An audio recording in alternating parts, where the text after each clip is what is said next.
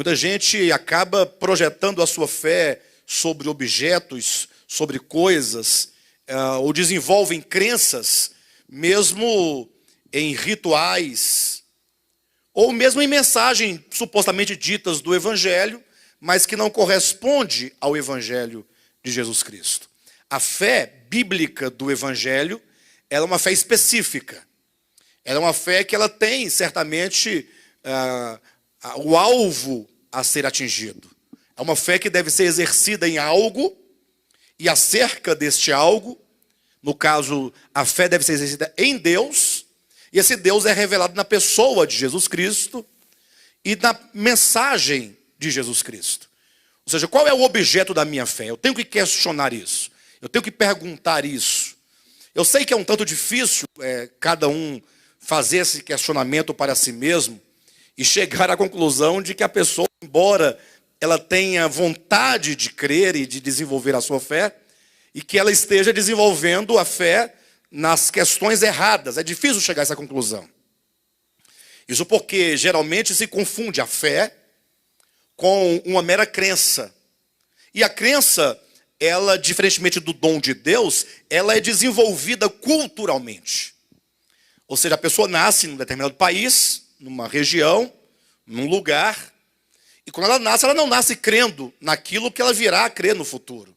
Quando uma criança nasce, ela nasce totalmente desprovida de qualquer conceito de verdade. Ela não sabe nem que existe uma tal verdade que os homens buscam. A criança ali, ela está totalmente neutra com respeito a qualquer coisa nesse sentido. E com o passar do tempo, a partir da própria família, a família vai ensinando, olha filho, você tem que crer deste modo, tem que crer nisso. E como a criança não tem um senso crítico para poder comparar e para poder chegar a uma conclusão a partir do seu próprio entendimento, ela vai tomando aquilo como verdade e vai sendo colocado no coração, vai havendo uma constituição daquela pessoa, e então ela vai para a escola, e a escola continua, então aquele processo de formação cultural, religiosa, e a pessoa então começa a desenvolver relações com os amigos, com pessoas, com meios sociais, aí vem a igreja, ou que sejam as igrejas, até que a pessoa, na sua fase adulta, ela diz, não, eu creio em Deus, eu creio na verdade, eu estou na verdade, eu sigo a verdade. Mas se você perguntar para essa pessoa o que é a verdade, ela vai começar a elencar uma série de coisas que muito provavelmente não serão encontradas nas Escrituras. Ou seja, cada grupo religioso, cada família que tem uma fé religiosa, tem os seus próprios paradigmas de verdade. Aquilo que elas acham ou consideram que é a verdade.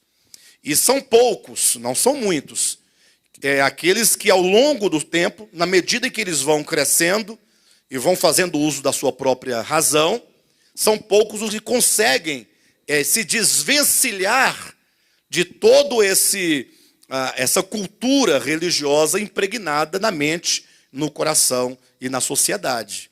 Não são muitas as pessoas que conseguem vencer isso.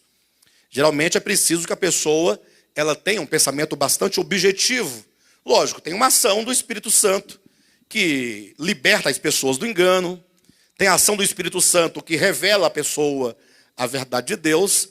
Só que aí, nesse ponto, eu me pergunto, ora, maior é o número de pessoas enganadas, e o engano para nós, inclusive, é muito fácil de ser visto e percebido, sobretudo esse engano que prevalece no meio religioso, né, cristão, evangélico, pentecostal, neopentecostal. É maior o número de pessoas que estão enredadas nesse engano ou libertas do engano? Maior é o número de pessoas enganadas. Aí eu me pergunto, e estão enganadas porque Deus não as quer libertar? Ou será que Deus quer libertar a todas elas? Já pensaram nisso? Não, é porque Deus ele revela a sua verdade para quem ele quer. Isso é verdade, porque parte do pressuposto da soberania divina. Agora a pergunta Deus é soberano para revelar a quem ele quer. Agora eu pergunto, e não é revelado a tanta gente porque Deus não quer? Ou será que existe um elemento fundamental nesse processo que Deus respeita?